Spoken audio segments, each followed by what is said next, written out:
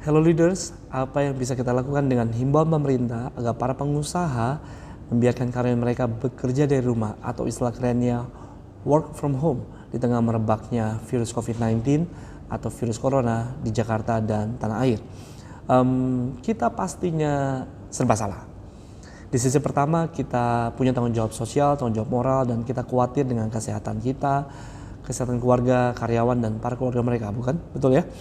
Mungkin Anda pakai masker, Anda mungkin lebih sering cuci tangan, pakai sanitizer, dan sebagainya, lebih jaga kesehatan. Tapi sisi lain juga, Anda juga khawatir mengenai bisnis Anda. Aduh coach, ini Januari Februari aja penjualan drop, terjun bebas.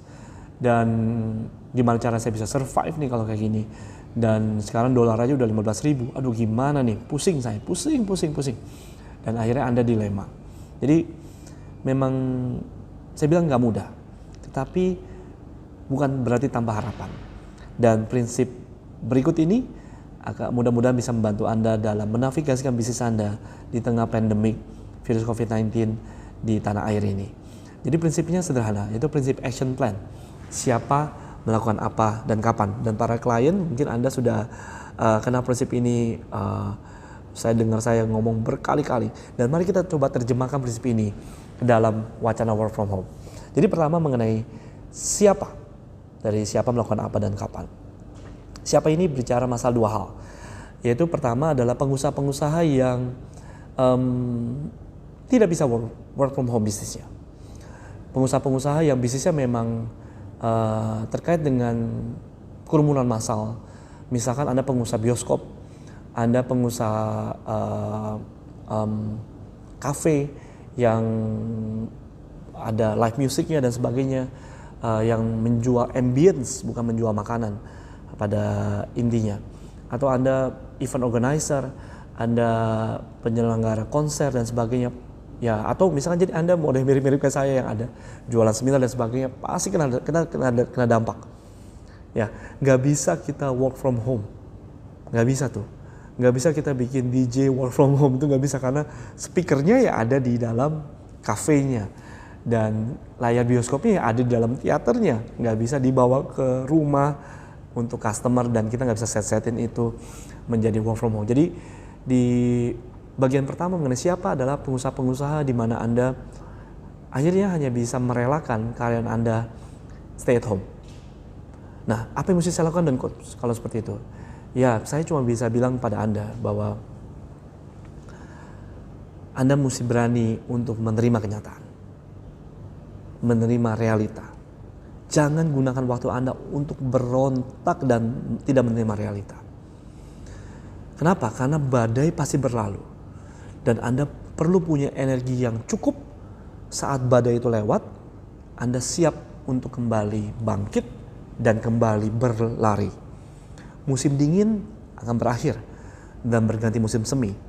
Tapi kalau di musim dingin Anda sudah kehabisan energi, waktu musim semi datang, Anda tidak bisa melakukan banyak hal karena Anda masih kecapean. Demikian juga dengan saya yang saya bisa lakukan dan para pengusaha yang tidak bisa membiarkan karyawan mereka work at home. Yang terjadi adalah yang kita bisa lakukan adalah kita terima ini sebagai realita dan kemudian gunakan waktu yang ada untuk mereview, membreakdown apa-apa saja yang bisa kita perbaiki, membuat sistem baru, dan khususnya membuat marketing plan untuk menyambut datangnya musim semi, menyambut datangnya matahari yang kembali bersinar setelah badai dan musim dingin ini berlalu. Dan Anda bisa lakukan dengan cara Anda mulai mereview tipe-tipe customer yang paling sering datang ke tempat Anda. Sehingga Anda bisa kenal target market Anda lebih jelas. Sehingga Anda bisa buat marketing campaign yang lebih sistematis waktu Anda sudah melihat ada momentum baru dalam bisnis Anda.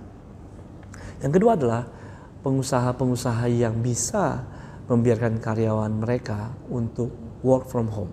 Dan bila itu Anda, maka saya mau katakan bahwa Anda cukup beruntung. Dan yang mesti Anda lakukan adalah Anda pastikan bahwa sebelum diinisiasi yang namanya work from home ini, Anda harus hadir dan memberikan arahan. Sebagai the big boss, sebagai direktur utamanya, sebagai presiden direkturnya, Anda harus bisa hadir dan memberikan arahan kepada tim Anda. Jangan menghilang, jangan tidak bisa ditemukan karena Anda membiarkan tim senior Anda yang menanganinya. Karena justru di masa-masa krisis seperti inilah, John Maxwell bilang, di masa-masa krisis seperti inilah, kalau Anda hadir, maka pengaruh Anda justru semakin meningkat.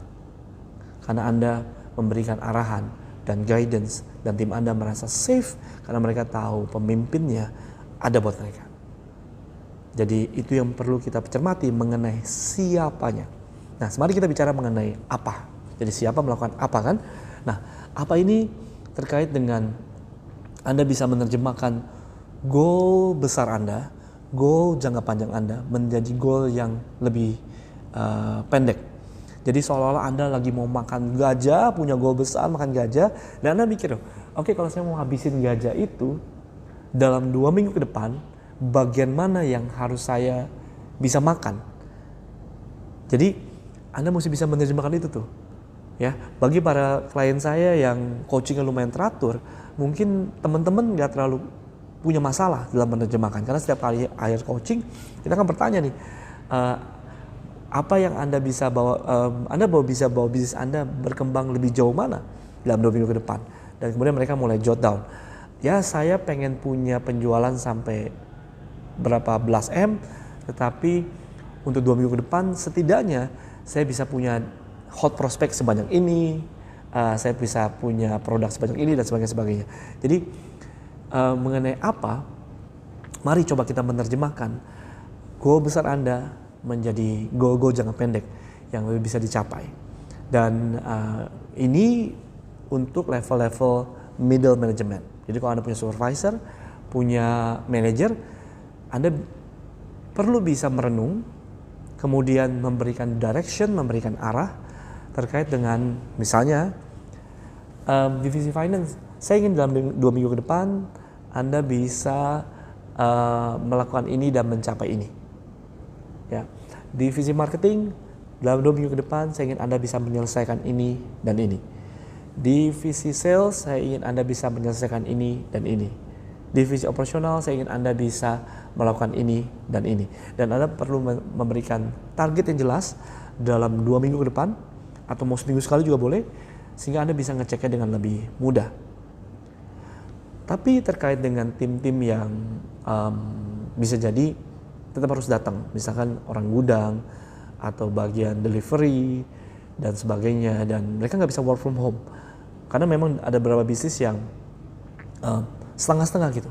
Ada yang karyawan-karyawan office bisa work from home, tapi karyawan-karyawan yang janitor lah, atau yang tukang bersih-bersih lah, atau yang delivery tetap harus datang. Dan Anda perlu memberikan mereka goal harian, ya, model kayak job desk gitu. Ya, jadi saya bersyukur juga sih dengan ada virus corona ini, para pengusaha nih kalau mau work from home, saya berdoa benar-benar Anda akhirnya bisa menemukan bahwa memiliki job desk yang jelas bagi tim Anda itu akan sangat membantu dalam mereka work from home. Dan saya berharap itu Anda bisa melakukan dengan baik. Jadi kita sudah bahas mengenai siapa, yaitu pengusaha yang bisa work from home dan pengusaha yang cuma bisa terima realita dan kemudian mencoba untuk membangun marketing plan. Kemudian mengenai apa, kita bicara tadi mengenai target 2 mingguan dan juga target harian. Nah, kemudian yang ketiga kita bicara mengenai kapan, siapa melakukan apa dan kapan. Dan kapan ini bicara masalah 2 hal. Pertama, frekuensi koordinasi. Working from home membutuhkan komitmen koordinasi yang lebih ketat, yang lebih dalam. Karena kita ketemu tiap hari di kantor aja kita bisa miskom, betul ya? Jadi kita perlu punya, Anda sebagai leader, pemimpin utamanya Anda harus bisa kasih direction. Saya ingin kita berkoordinasi tiap jam segini, atau saya ingin berkoordinasi setiap hari ini, dan itu harus benar-benar dihormati. Jadi tidak ada alasan saya mau koordinasi, saya lagi ke Indomaret nih, gitu ya. Saya mau koordinasi gini, saya lagi beli aqua galon nih dan sebagainya. Jam-jam koordinasi itu atau hari-hari koordinasi harus ditetapkan sebelum work from home.